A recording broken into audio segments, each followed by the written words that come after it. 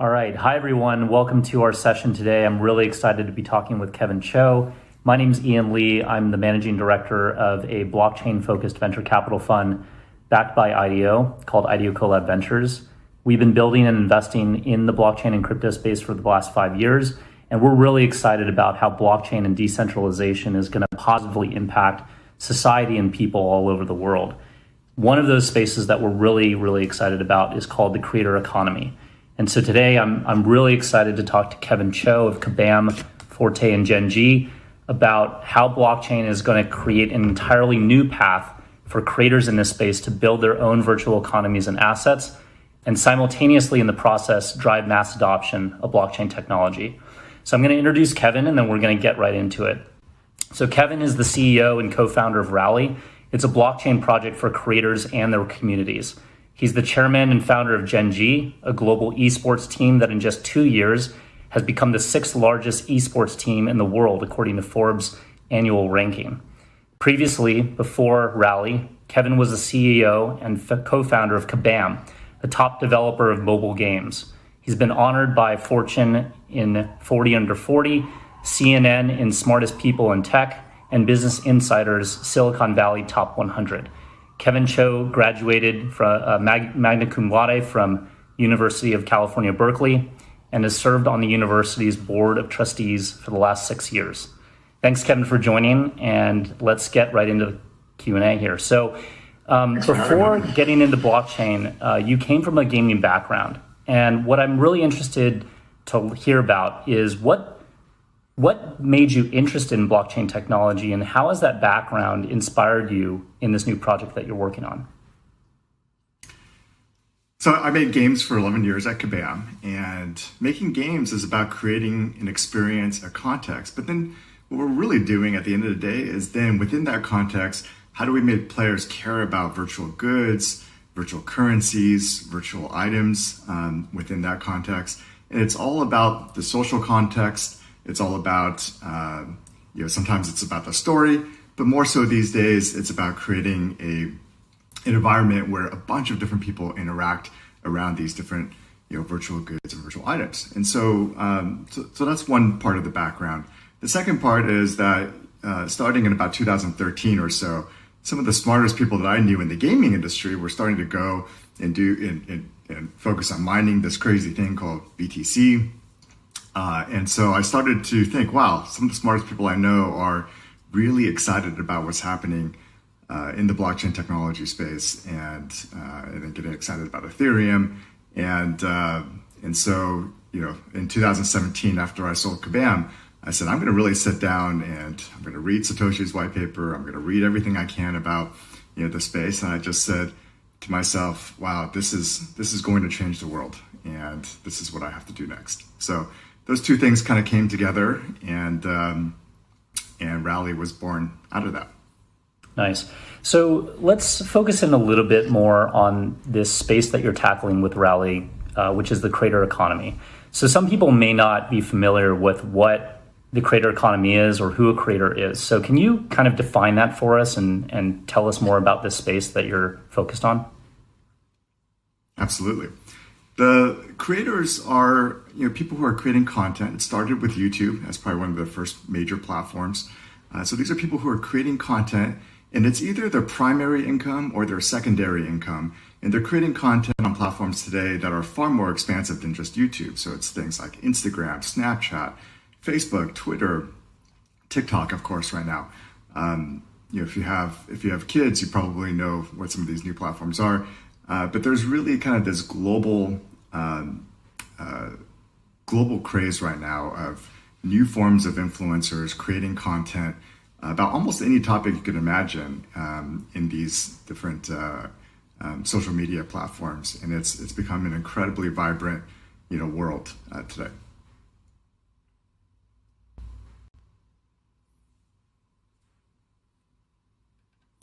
I think there's two big ones. The first is that it kind of boils down to two issues, right? There's bad economics. So a lot of these platforms actually don't share any revenue with the creator. So platforms like Twitter or Snapchat, TikTok, some of these newer platforms, partly because they're so young in their kind of cycle, they really don't share any of there's really no revenue opportunity for the creators. A lot of times they're targeting young creators who are just happy to get a big following and become internet famous. And so these platforms have no rev share opportunity, or are just starting to implement some new revenue share opportunities with the creators. And then even platforms like YouTube and Twitch that have started with some pretty decent monetization opportunities for creators, as the platforms have grown and grown, those monetization opportunities have shifted, and we've seen a lot of different demonetization campaigns that have either purposefully or accidentally hit a number of the creators in the space. And so your economics, and if your livelihood is primarily based on creating content for some of these platforms, it's a very unstable environment, which leads to my second big issue, which is that I think there's really a lack of control, and there's no say that a creator has really in the platform policies, in the algorithms that are being used to surface content or get new content in front of existing subscribers. And so, and the worst of it is two different aspects of either being demonetized or having certain videos demonetized. For example, if you created a COVID-19 video and you had a medical background and you were really trying to educate an audience, those types of videos were demonetized by YouTube. Some good reasons for that, but a lot of other challenging reasons for that. And then the other, even worse, is to be deplatformed. And so if you, in certain contexts, maybe you're living in a country that doesn't respect free speech, and your government complains about some of the content you're putting up online, you could just get kicked off of the platform without any real recourse, for it. So I think those are the two big issues that I think are facing creators, both in the United States, but all across the world. For those of you who are tuned in, if any of you guys have questions, feel free to drop those questions into the Q&A section, and Kevin and I will be responding them, throughout this session. So, Kevin, you're really kind of talking about some of these problems that exist for a large number of people. Actually, I mean, like YouTube, Instagram, they've got 1 billion, 2 billion, people that are using their platform on a monthly basis. I think YouTube alone has something like 50 million creators, and Instagram has almost 500,000 influencers, right? And one of the things, the problems that you've identified that we also have found in our research is that, Web 2, these Web 2 platforms like YouTube, Instagram, TikTok, and whatnot, they're really well optimized for things like distribution, attention, eyeballs, particularly advertising-based business models where these centralized marketplaces take, a lot of the fees and a lot of the value gets captured by these centralized organizations. And what Web3 or blockchains and crypto, we believe is really well optimized for is actually the opposite. So things like quality engagement, community over kind of attention, and also ownership and equity over kind of advertisement and fees. So I guess, what are your thoughts on that? And how do you think that Web3 and your projects like Rally are going to help content creators break out of this cycle that they're currently living in?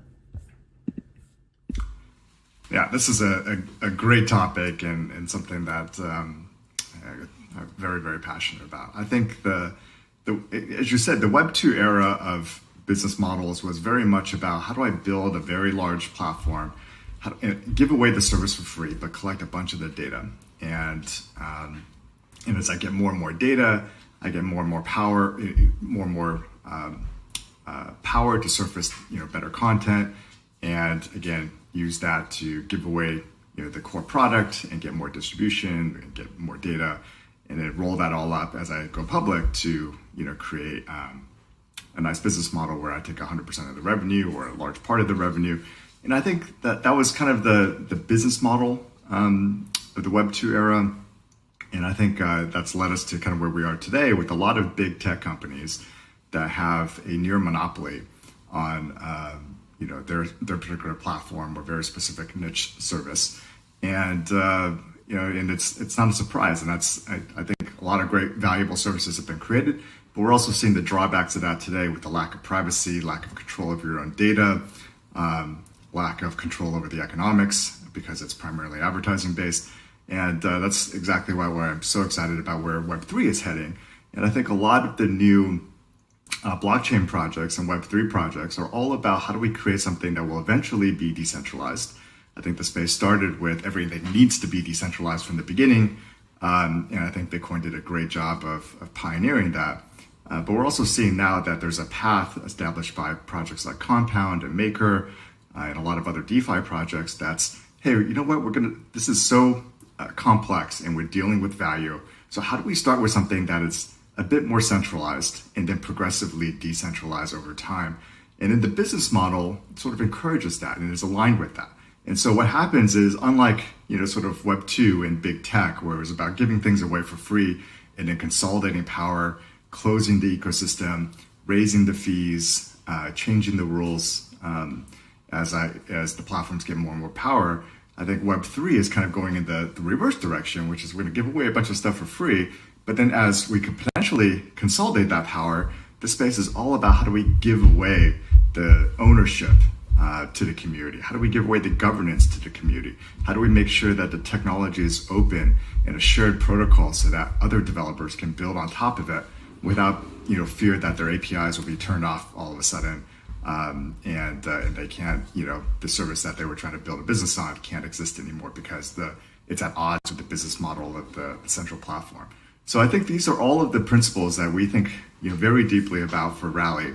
And what's really exciting for me is that I think as we think about creators and we think about social media platforms, I think it's just a really ripe area for Web3 to come in and take some of this ethos of what's happening and apply it to help creators and fans and people trying to make a living off of creating fantastic content all throughout the world and really turn this space on its head. I'm going to want to poke into kind of the token design and the decentralization of the platform in a second. But can you talk about how Rally is going to be working with creators? Right. We think about it giving each creator their own sort of blockchain toolkit. And it'll start off as simple as no code and easy templates for creators to use, but really, really powerful stuff under the hood. So it starts with a kind of a unique branded cryptocurrency token for the creator. So maybe it's an EN coin, for example. We give them, again, under a hood. We use something that we've been fascinated about since Bancor, which is token bonding curves and pricing algorithms to help creators. And maybe you only have 100 fans around the world. So even in a very small marketplace, we can create liquidity around this new coin that basically powers a creator's own economy. Second, we create a very powerful set of NFTs that a creator can easily configure and then sell through their community. And that NFT creator can create collectibles, such as a digital autograph, for example, that's rare and scarce. Or it could be a functional NFT that unlocks content. So for example, if you hold on to this NFT for the next 30 days, you get access to exclusive content that only my NFT holders who hold that type of NFT can get access to. So it's a really powerful toolkit that we enable, and it's all very easy, and there's no code required to use it. And then the third part of it is a loyalty system. And so this loyalty system, we're really fascinated with how do we take, we call it constant collateral loyalty system. So a creator would take a certain number of their own creators' coins and lock them up into a kind of a new engagement token. And this new engagement token can be earned by consuming content, by watching, by retweeting and sharing and posting this creator's content. So it basically enables a creator to turn fans into real supporters, but then also economically benefit as a creator grows their own business. And it's a really powerful ecosystem. I think when we put all these things together, and I think I failed to mention that the NFTs themselves will be comprised of the tokens as well. And so the creators' coins really are at the heart of everything that they do. There's also a very powerful clearinghouse architecture that we've designed that allows a creator to say, hey, every time my digital autograph trades, I get 20% of it. And so it's a very interesting way for a creator to either make income, based on selling some of these new goods and services, as well as a new asset for the creator. So the creator has their own Genesis tokens, and then as the tokens become more and more valuable, they're sitting on a pool of tokens, and so they're aligned with the rest of their fans and economy as that economy grows over time. That's super cool. It sounds, like an evolution of a lot of what the crypto community has been experimenting with over the past, probably half year or more. Projects like Roll, projects like Foundation and Zora, really around sort of helping different creators like issue either their own personal tokens or creator coins or other things like that. That's super interesting. I'd love to hear. So you walked through, a lot about kind of the architecture of this system. How is it that you think that this token economy or token economic model can help solve, a couple of those two big problems? One, on the creator side, with developing stronger kind of communities engagement with their fans and followers, and on kind of the big tech side, like align incentives better between the platforms and the creators themselves. I think what we think about when we think about the economics is, number one, we make sure that there's never a fee, for a creator, right? They're not subject to a platform saying, hey, come onto our platform and there's no fees. But anytime I want to, as a platform, I could change the terms of service. So now, granted, as we first launch, we are launching it a little bit more centrally. So it's fair for the community to scratch their head and be like, hey, is this really going to be, when can I see all the code for this? But we intend for this, as we launch it and we get it to be stable and mature, that we turn over the smart contracts that govern really the rule set for how all this stuff works over to the community itself. And we're, of course, looking at a lot of what Compound and Maker are doing right now in terms of walking that path. So one is that we say, hey, here's creator, you have your own token, right? This is your own brand. We as a platform, we don't take any fees. We don't set the rules for what you can or cannot do with this. You have that. On the other side, we do design into the network a really important set of restrictions on the creators themselves. And so the creators sign up for kind of this transparent set of rules that say, hey, when I create an NFT, here's what the benefits are, and I can't just so while the creator can change can deliver these benefits to the fans, there's a level of transparency in that the creators can't change some of those rules kind of willy-nilly without the community also being in agreement. And then this all rolls up into a broader network as creators, as more and more creators come on, where the governance of the network itself, about who can come on as a creator, the different rule sets that all the creators are abided by, these are all governance systems that all the creators will be able to vote on, over time. And we're really excited to build this out with the community itself. And so it's all about giving the creators 100% of the economics of their own sort of mini economy that sits within the ecosystem. And then number two, as in terms of the overall platform and how the entire Rally network will work, each creator has a vote based on the size of their economy, and that's how the whole system will run. In the Rally itself, our destiny is not to be a company, but it's to fade away into nothing. So there won't be a company that sits there and it says, hey, I'm trying to go public, I'm trying to make my next quarter's numbers, I'm trying to increase my profitability this much so that the investors don't dump my stock.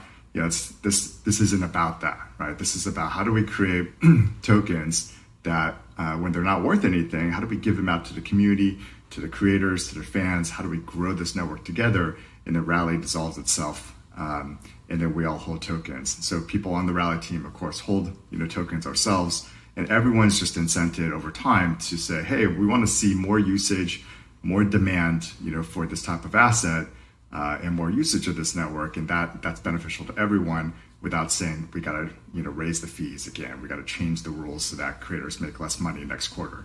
It's all about nope, we're going to give it all away and dissolve into nothing, and really then the creators don't have to worry that there's a huge new tech behemoth that is trying to yet again change the rules and be a kind of the next monopoly in the ecosystem.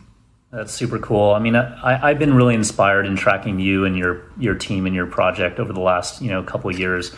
This whole wave and movement around progressive decentralization with Compound, Balancer, and Maker, and all these other teams kind of leading the way, particularly from a token perspective. You guys have also been doing that in addition to progressively decentralizing the organization itself. I mean, maybe people don't know this, but you guys started as sort of a collection of different organizations and have progressively started to decentralize your organization over time, which has been super, super cool to watch.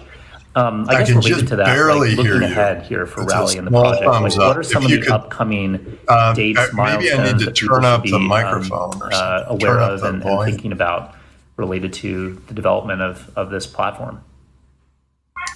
So in the mid-July timeframe, we'll be launching our testnet, and this will be sort of a semi-closed, testnet where we're inviting a couple dozen creators to come onto our platform and really work with us as we sort of iron out all the kinks.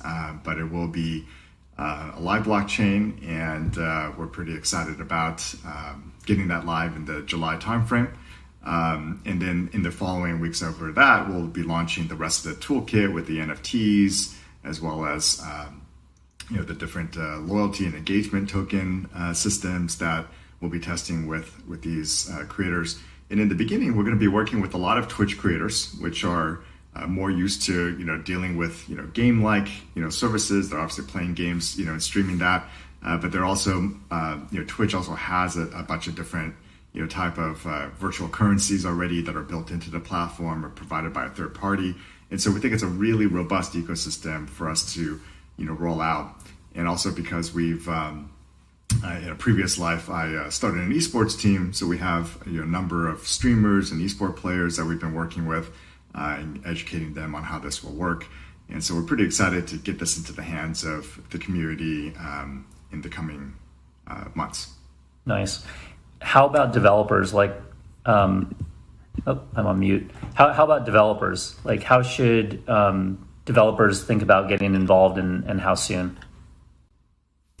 So I think there'll be several phases for how developers will get involved. The first is that we'll make data and APIs open sort of after this testnet phase comes to an end, and allow developers to build some pretty simple things.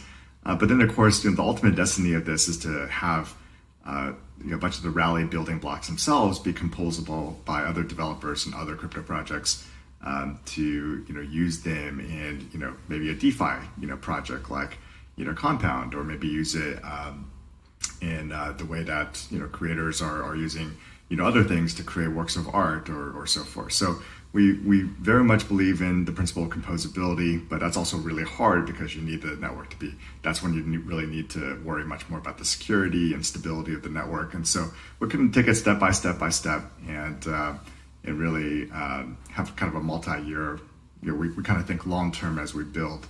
How do we progressively take a step every single quarter towards making the community stronger and giving away more and more of the project to the community? You touched on composability, which is a key, obviously, feature and innovation of crypto and the blockchain space. As it relates to composability of your platform, like what are some other projects that you're seeing that could have some kind of crossover with you in the future, either in the creator space or Rally specifically? I think we think a lot about DeFi specifically. So, for example, if a creator started to build a very vibrant economy on their own customized token, how do they then, as it becomes an interesting way to build kind of a financial history, right? You can see the history of the creator's economy. Can the creator at that point, for example, take a loan out and work with other DeFi projects or more centralized blockchain projects around collateralizing, taking their own economy and using it as collateral for some of these new projects that are coming out of DeFi. So we're pretty excited about that, whether it's BlockFi doing it more centrally, or Compound and some others doing it more in a very decentralized way. We're pretty excited about seeing some of that composability over time. So I think there'll be a lot of, specifically as we build value around a creator's brand, their token, scarce digital assets. These are all things that I think will cross over into the DeFi space in a pretty interesting way. That's super cool. I mean, we've been obviously tracking, and I'm sure you have been as well, like the exponential growth of DeFi over the last couple of years, particularly in the last month with Compound and Balancer and all these teams going live with their governance tokens. And it's been our sense that DeFi is going to be massive, but in order for it to cross over to the mainstream, it's going to need things that are outside of DeFi or at least DeFi adjacent. So that's super exciting with what you're talking about. I'm curious to hear. So you said creators could collateralize their token and take out a loan or something on Maker or some other platform. What are some of those? Can you bring some of those ideas to life in terms of what that would mean for creators and the creator economy? Yeah, a lot of creators. So kind of back zooming all the way out again. A lot of creators, a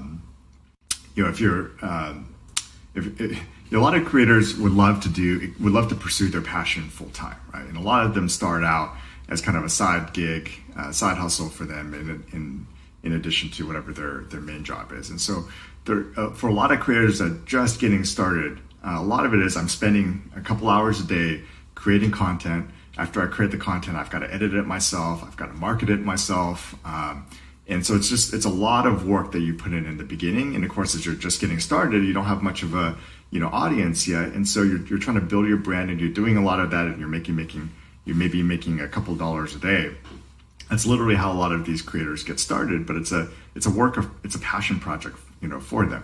But as they start getting going, maybe they're starting to make a few $100s a week. And so it's nice supplemental income for them. But a lot of creators start getting to that point where, a lot of their kind of personal hustle and passion get them to a certain plateau. And it's hard for them to sort of make it all the way over to the edge where they sort of make enough money to quit their job full time and then safely sort of just focus on their passion. So a lot of creators get to this point where they're trying to make a decision. Do I stop my full-time job so I can 100% focus on this and get myself to that next plateau? Or do I, try to work incredibly hard trying to do my full-time job as well as, create content? And I think a lot of what DeFi and what a lot of finance, some of these financial projects are enabling is to sort of borrow a little bit from the future, right? If I'm a creator and I've been doing this for a couple of years and I'm starting to grow my economy and it's growing, I'm making a few dollars a day to a few hundreds of dollars a week. How do I potentially take a loan against and I've got a few super fans. Let's say I've got a handful of super fans that love my work.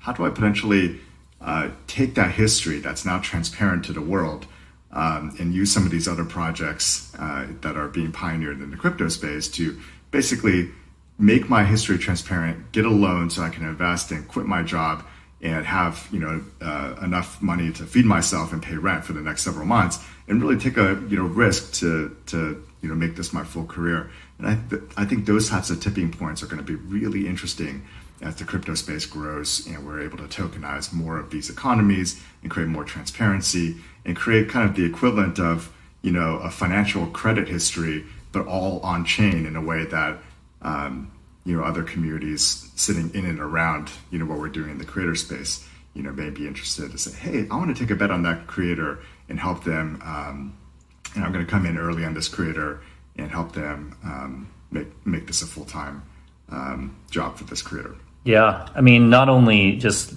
paying rent and buying food and things like that, but as you're saying, really getting their fans and community to invest in them and invest in the growth of their business that they're creating around themselves, especially in these times, right? I mean, we were living in this weird world where more and more people are sitting at home, and a lot of them are turning to these platforms, whether it's Substack or Patreon or other things, to basically invest in their passion and maybe even form these side hustles. I think there's something like 17 million creators in the U.S. and it's growing double digits every single year. So this is a big trend, and it's only going to get bigger as part of this new economy comes out of this crisis that we're living in.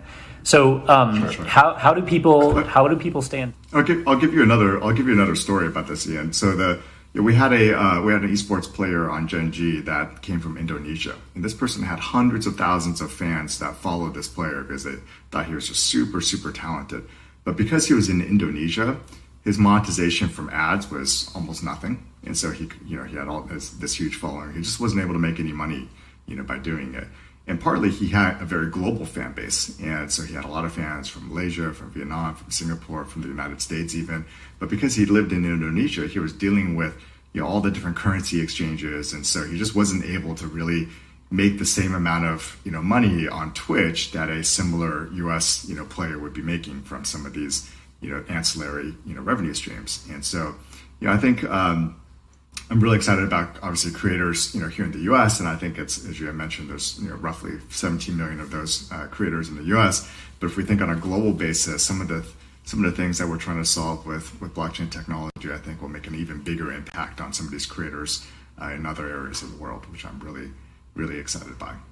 Awesome. Well, thanks, Kevin, and thanks everyone for tuning in. We're really excited to continue to track your work, Kevin, and on Rally, and can't wait to see all the amazing things that this platform is going to do for people all over the world. So thanks again for taking the time.